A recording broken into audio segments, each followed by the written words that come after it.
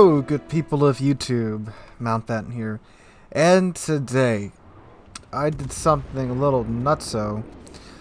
I was getting kind of bored with getting burned to death in my battleships and not getting any team support when I was playing DDs, and I hopped in the cruisers that I normally play, so the larger cruisers, the Siegfried, the Alaska, and the Aegir. Those weren't working for me either because the optimum build right now for cruisers is the Anti-Concealment build, which is where you take skills like, was it heavy shells for SAP and HE, and that decreases your detectability by, no, I'm sorry, increases your detectability, decreases your concealment rating by 15%.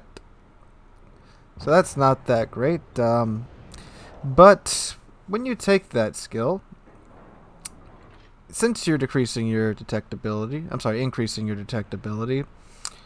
you might as well take the rudder shift mods instead of the normal concealment skills, because, I mean, you need that extra shifting of your rudders to dodge, and when you do that, that of course decreases your concealment by even more. And then if you take the rest of the optimum build for the anti-concealment build, it involves not taking concealment expert, so you wind up with the concealment range that's usually roughly the same as your firing range, hence the anti-concealment build. And when you do that, obviously you're spotted most of the time, so if you mess up your dodging, you take big hits, and well, you don't fare so well normally, especially being in a cruiser, especially since you also lost the ability to build into survivability outside of Superintendent. So it doesn't sound that great, and when it pays off, it pays off. When it doesn't pay off, it doesn't pay off. And I was sitting there looking at all my cruisers, I was thinking, you know, which of these would be the best for this build? And then I saw the cruiser that so many tossed to the side before the rework. I thought, I could meme you.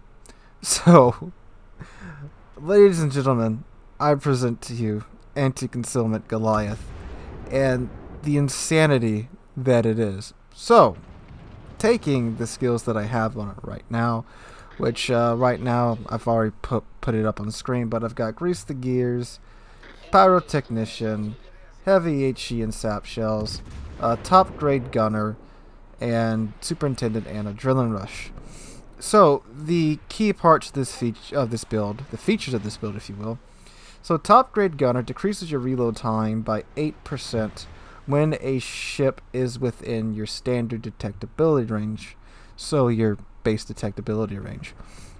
With the anti-concealment build, your base detection range is 15.7 kilometers. Your firing range with this build is only 16.8 kilometers.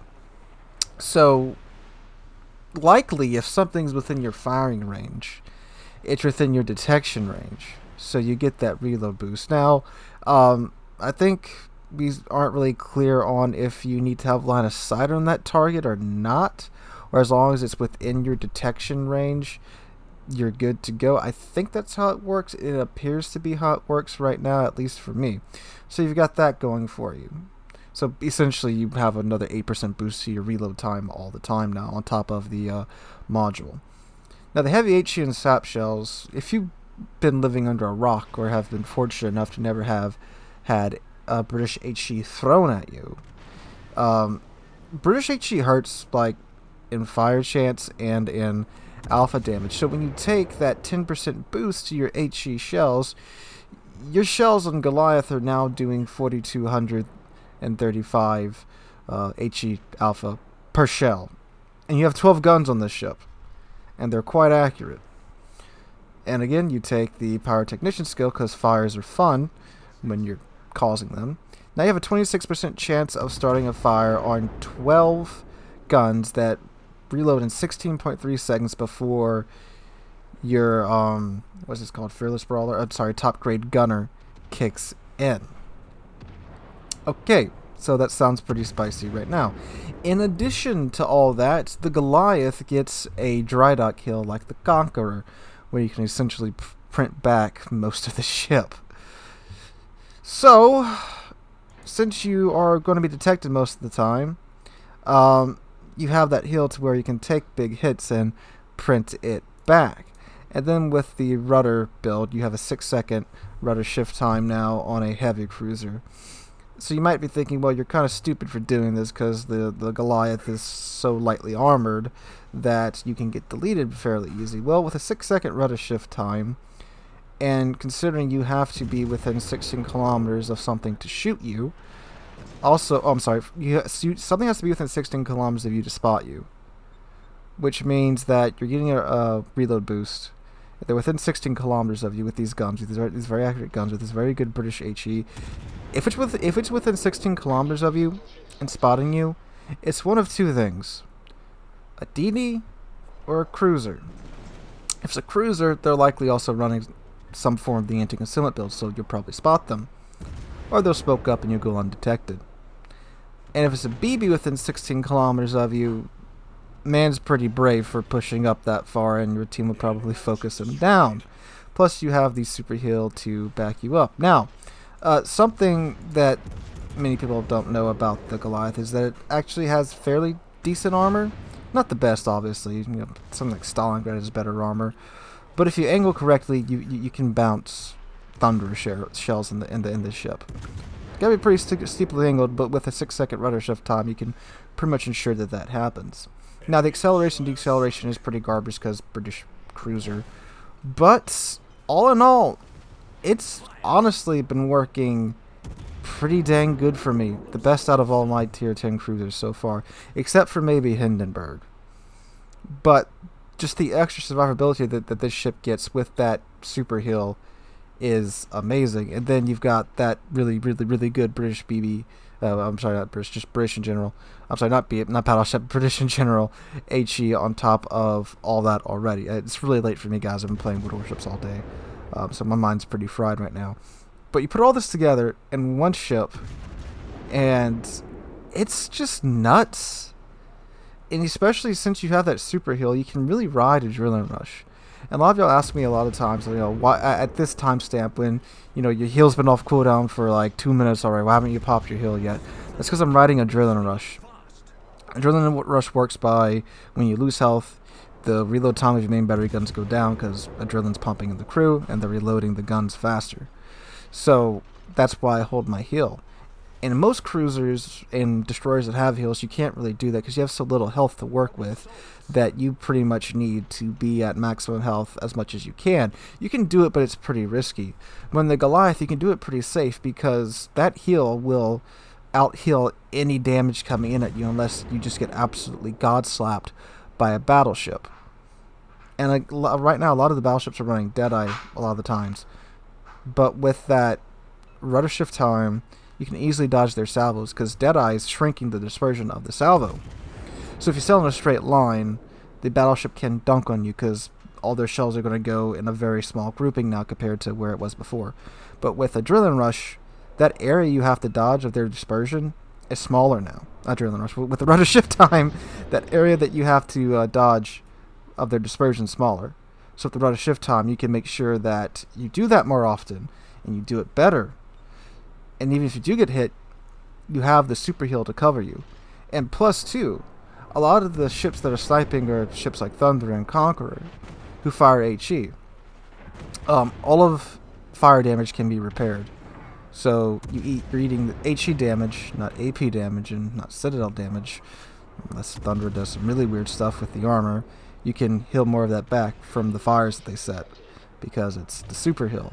So you got all that going for you in this ship, and it's worked fantastically well. I don't think I've done under 120,000 damage, and granted, I have only done this for like 6 games, but it's been a really good 6 games.